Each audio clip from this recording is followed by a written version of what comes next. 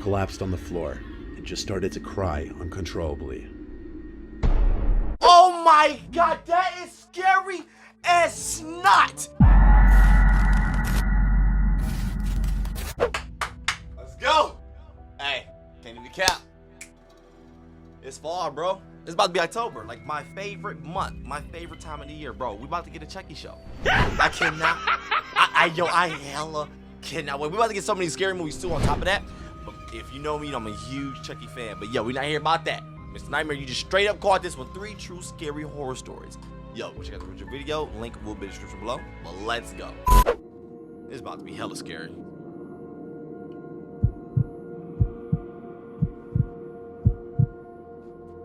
When my dad was around 50, he got an African Grey. He always loved parrots his whole life, so I was happy for him to get one after his retirement. He named the bird Kevin. My dad taught Kevin a whole vocabulary of words, and he actually trained him to understand the meaning behind certain words, like hello, what's up, food, thank you, good, and a few others. My dad passed away at 70, and with that came the time to figure out amongst my siblings and I what would happen to Kevin. His dad gonna be living through that damn bird. My brother and sister didn't want the responsibility of taking Kevin into their homes. Plus, their spouses were against it too. But I couldn't bear the idea of giving him away to a new home. Kevin was and is one of my last connections to my dad. In a sense, that was his best friend. So I decided I would take him into my home. That's scary, I put his cage in the den of my house. My house doesn't have a basement, so the den is considered the lowest level of the house. Kevin is a moderately noisy bird. He can be a chatterbox some hours of the day, usually earlier on. But later in the day and at night he quiets down. When he's too noisy, I'll throw a blanket over his cage and that normally quiets him down.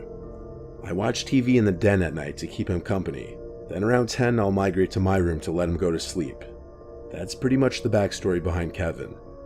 I've been taking care of him for 2 years now, so I know exactly how he behaves and when he's acting out of the ordinary. Okay, so 2 years passed? Speaking of out of the ordinary, there was one night in December around 11 p.m. that Kevin started making sounds while I was trying to sleep. I sleep with the door open since I live alone and need to be able to hear anything if something's going on in the house.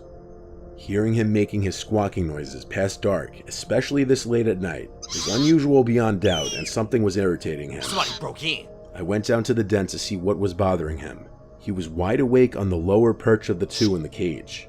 He looked at me and was saying things like hello and what's up and his name. All the while he was nodding his head up and down, moving his whole body in the process as if he were dancing. I tried to feed him, but he didn't eat, so I covered him with the blanket hoping he would stop. I was in the kitchen when I stopped inside because he was still making the noises, and I had a feeling he wasn't going to stop. Having work the next day, I couldn't afford to lose sleep because of him. I really didn't know what to do. I'm still to this day not exactly a bird expert. Two-piece. You better shut the hell up. I up. went back downstairs and uncovered him. He was still doing his little dance, bobbing his head and body and making his distressed sounds. It didn't click with me until thinking I heard something in the pantry closet a few feet away from his cage. I walked over to it and hovered my hand over the light switch to the pantry, which was outside of the door. The door has one of those big glass panels that many pantry doors have, so when I flicked the light... I gotta teach you how to survive. I got to. I'm sorry. Look, bro. I keep telling you, when the killer or the monster know you are there, that's when they're going to attack. You gotta play it off.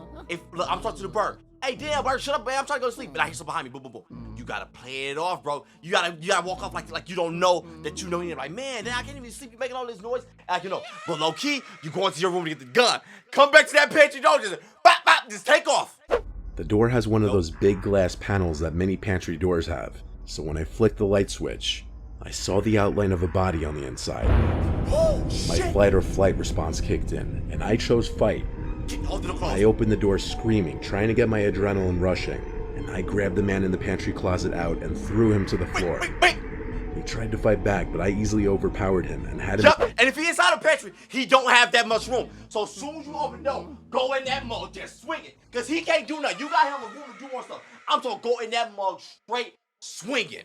Clown, you don't have no room. Threw him to the floor. Yup. He tried to fight back, but I easily overpowered him and had him in what I could best describe as a chokehold. Yup. He was a 50-something-year-old homeless-looking man. Oh, yeah, I'm really beating your ass. You fit? Oh, yes, sir. Oh, yes, sir. could best describe as a chokehold. Yeah, you ain't about to last with me. He was a 50-something-year-old homeless-looking man with a smell to match it. I yelled at him, "Who are you? Why are you in my house?" He tried grabbing my face to possibly gouge my eyes or something. That'll hurt. I continued to wring his neck and punch him. During all of this, Kevin was going berserk in his cage. When the man on the floor seemed weak enough, I literally sprinted for the nearest phone and came right back and kept him on the ground while I called 911. This is a smart one. That's what I'm saying. I hate in these movies or these stories. I need to calm down. I'm sorry. I hate in these stories and these movies. Let's say it's like, all right, I pick up these nuts. It's legit. It's some nuts. I pick up these nuts, right? You come in, you hit the ground, and then like this. They do like this. And they walk away like you know damn well this dude is not dead. Just dropping the weapon in general, I don't get that. If I stab you in a horror movie, the knife is not coming out. It's not gonna be one of these boom drop knives. I'm like this, and I'm twirling that mug all around inside. Like I'm messing up everything. I'm sorry. Look, if I'm in a scary movie, you're not gonna kill me. In all of this, Kevin was going berserk in his cage. When the man on the floor seemed weak enough, I literally sprinted for the nearest phone and came right back and kept him on the ground while I called 911. The man was taken to jail, but he had no ID on him, nothing. He was homeless and had nothing to his name, and as such he was considered what some people call judgment-proof, meaning even if I tried to sue him, I wouldn't get anything from him. He had raided my pantry closet that night and had opened jars of peanut butter, boxes of cookies and crackers, and all sorts of other boxed and canned foods. If it weren't for my dad's parrot, I don't know what else that man would have taken or done in my house. I'm grateful for Kevin, and I like to think part of my dad is watching over me in that bird. Yup. And that's one thing I was thinking about last stop. That's one thing I was thinking about. I was like, that's scary because, perfect example, my mom just passed away. Let's say if she had not even just a bird, a parrot, the ones that talk. That's gonna scare me. Like I want to keep it because it's connected to my parent. You know, this is their bird, boom, boom. But at the same time, I don't want to hear that bird saying nothing that my mom used to say or try to be sounding like my mom. Because at that point, you gotta go. It's a Popeyes right down the street. Church is around the other side, so you can pick one, but you gotta go. And I like to think part of my dad is watching over me in that bird.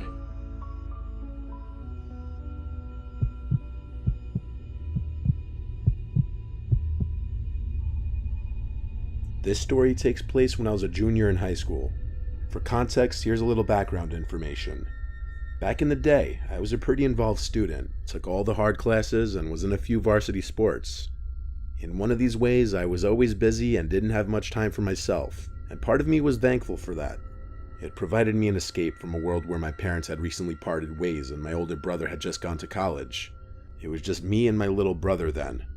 He also was a swimmer and a smart kid in his own right. We were really similar, even to this day.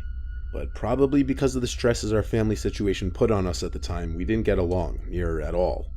Most siblings don't. One of those wet winter days in the Midwest, I'd put in my time at school and swim, and I still had to sit down for several hours of homework. This time I had to write an essay for some advanced class that I wasn't really interested in. I dropped my swim bag at the door when I got home and looked around my house to see if anyone was home. Empty. Dad must be out with Reese at swim practice. His club team had the slot at the pool after the high school team was done. I popped in a mouthful of Cheez-Its and headed down to the basement to my office to get some schoolwork done. The house was a middle-class 2-story with an unfinished basement, with the exception of what I referred to as my office. From a career past, my dad used to work from home, but no longer did. I was the only one who used this place, so my family, or what was left of it, just called it Quinn's office. Is that a typewriter? So I made my way across the concrete floors and unattached carpet samples down there to the one finished-out room in the basement. I flicked on the CFL light. It was like any other night after practice. I still had hours of homework to do. So I turned on the computer and started typing away. I was typing for what seemed like an hour, trying to bring to words to what the concept of hedonism and the picture of Dorian Gray meant to me as best I could, or as convincingly as I could. Out of the dark, I heard my little brother call out to me, "Quinny, come up." Almost reflexively, I called back to him, "Reese, I'm working, what do you need?" We would yell through the house like brothers do, but it took me a minute to realize I didn't hear him come home. I got no response, only for a couple minutes though. Again, I heard my little brother's voice sing out, "Quinny, come up."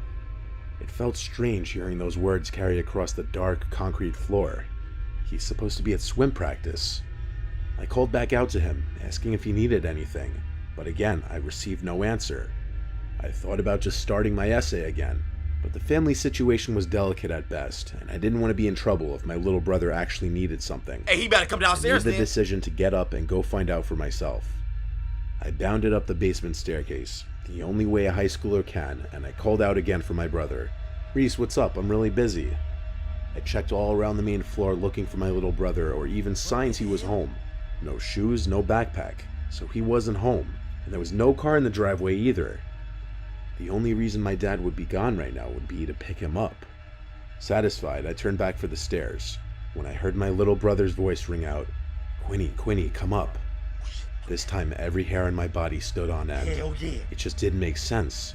He had to be at practice, and if he really needed me, he would have come to me. I go to the base of the second floor stairs and called out to him one more time. "Reese, what's going on? Are you okay?" For a minute, no answer. "Reese, I'm really busy. Can you tell me what's up?" It's quiet for way too long as I stared up the Reese, dark I'm gonna staircase. beat your ass.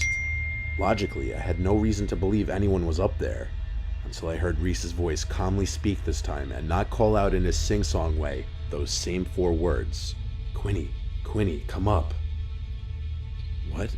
I asked under my breath. I couldn't comprehend the situation. I did quick inventory of any probable scenario. Break-in, wrong voice. A prank? I would have seen something. Bro, yeah, because this got me tripping out. Because at first I thought maybe it was somebody up there who said that, and it kind of just sounded like him because he's far away. But he said he keeps hearing it like it sounds like his brother.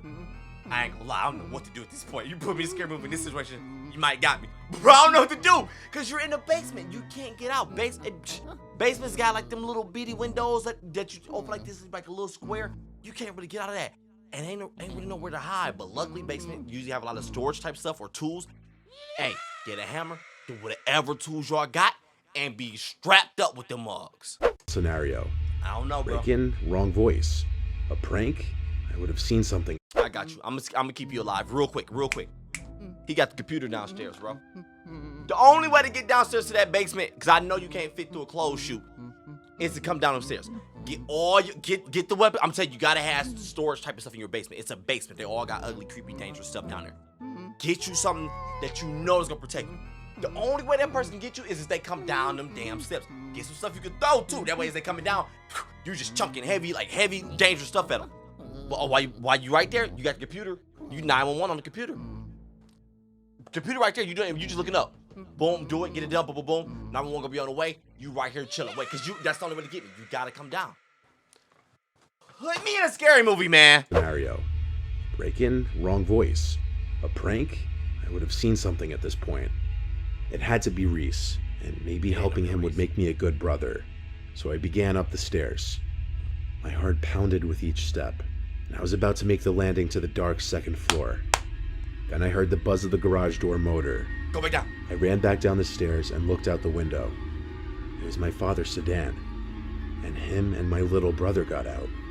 I stumbled from the window to the hall where they would enter, and I felt my heart almost stop beating. I collapsed on the floor and just started to cry uncontrollably. Oh my God, that is scary as snot. I probably would have broke down crying too, because at that point, I don't think there was nobody in there. That house is haunted. That one was scary as snot, no cap, because there was no other human. Usually with Mr.Nightmare stories, you got like a human, so I know I can fight you back, I can do something, like the 50-year-old with the bag back from the first story. I would have broke down crying too, because it's like one of those relieved cries, like, my parents are here, thank goodness. I almost just died. I don't know what the hell to do. Now that was scary. I don't like that. I do not like that one. This was like 15 years ago now when I was a kid. I was with my best friend Jackson at some abandoned family resort or bungalow colony type place in New York. It was off a main road and then down a private dirt path driveway entrance, and it was a rather large property with a bunch of old abandoned buildings, including at least 10 small bungalows, a main hall, a few bathroom stations, and an indoor pool house. Along with that was an outdoor pool, a shuffleboarding area, and a kid's playground. Everything was old, run down, and with tall, overgrown grass growing over it. We found this place accidentally one time walking down Route 209, but we didn't explore it that day. We came back another night. By the time we went, it was past sunset. The sun was kissing the sky goodnight. It was getting very dark, but we didn't want to come during the day in fear of getting caught and getting charged with trespassing. We brought along walkie-talkies and flashlights with us to communicate to each other when we'd split up. We started looking around the bungalows together. Most of them looked the same and were relatively small. 1 or 2 beds each, a small kitchen, and 1 bathroom each. Some of them had these little living room areas. Halfway looking through these bungalows, I split off from Jackson because he was moving kind of slow. I tried to enter the building that looked to be the main hall or office or something, but He could have been moving like a snail. I'm not about to separate. I'm on your hip. Entrance was locked. I walkie-talkied Jackson to tell him that the big building was locked. He didn't walkie-talkie back. I wondered if I was out of range from where he was. 2 minutes later, I found myself at one of the 2 bathroom buildings. It was probably a 400 square foot building. There were no doors to the building though. It was unusual. It just had 2 big openings, one for the men's room, one for the women's room. I remember the signs being faded and worn out looking. Then I saw these red tracks on the dirty old concrete bathroom floor. Now I'm not going to sit here and say they looked like bloody footprints, but I couldn't explain what these red marks could be then, and I still can't say for certain now. Regardless, it was pitch black inside that bathroom around that corner, and that was the first building I was scared to enter. I tried walkie-talkieing to Jackson again, hoping he was in range this time. I pressed the button on the walkie and said, "Yo, where are you?" When I let go, I heard the beep sound that the receiving walkie makes after getting a message from inside the bathroom. It gave me a near heart attack. Then I thought Jackson must already be in there, hence the red-looking footsteps. I called his name, and it echoed into the bathroom. I was actually about to step into the bathroom thinking he was hiding from me, pranking me, when I heard Jackson's voice call out from the distance behind me, outside in the darkness of the night. I heard him getting closer. Couldn't see him in the dark, but he obviously saw my light, so I yelled back, "I found your walkie-talkie." I started stepping into the bathroom, but then he said back, "Don't go in there, I never went in there." This is when I turned around and hurried right out of there. I pressed and released the talk button really quick on my walkie, causing the beep again from inside that pitch black women's room. Jackson and I looked at each other for half a second, then began dashing in the direction we came. We made it back to Route 209 and had to stop to catch our breaths. This is when Jackson told me that inside one of the bungalows he went into, he tried walkie-talkieing me, but I wasn't answering, meaning we must have been out of range. But then he heard a noise from the living area of the bungalow. As he turned around, his flashlight revealed an older woman almost running towards him. He dropped his walkie-talkie and flashlight and ran out from the bungalow. He ran in the dark and hid, refraining from making noise in fear of being followed. He hid for a questionable amount of time before looking around and seeing my flashlight across the field, over at the bathrooms. The most likely explanation to me was that some cracked-out drug addict was hiding or living in that abandoned bungalow and, for whatever reason, lunged at Jackson and picked up his walkie-talkie. What she was doing in that bathroom, who knows? Don't want to know. Maybe drugs, maybe the bathroom in the bungalow didn't work. But what I don't know is why was there a trail of what looked like blood in there? Those are my theories, but I can't explain all of it away. And that's the scariest part. Alright, look, the third one, I was thinking the same thing. I was like, yeah, it's probably gonna be some little crackhead up in there. What's crazy because me and my boy in Texas got a similar story. I already told you this before, so I ain't gonna tell it. Similar, this is so freaking similar to this. But we did not do it at night. Hell no, we didn't, bro. But man, that second story, dog, oh my gosh, that was good. I was legit getting chills because he kept saying it was like sound like his brother. So I'm like, did someone like, you know, one of them little walkie-talkie type things where you could like have somebody say something and just got that. I like someone like playing like a tape recorder type of situation. But he said they just kept saying it and it sounded like his brother. At that point, I'm like, bro, this is legit something really in your house. This is not a human. So that's why I was like, I don't know what I would really do in that situation. That one, you might have got me, coach. I might be waking up dead, bro.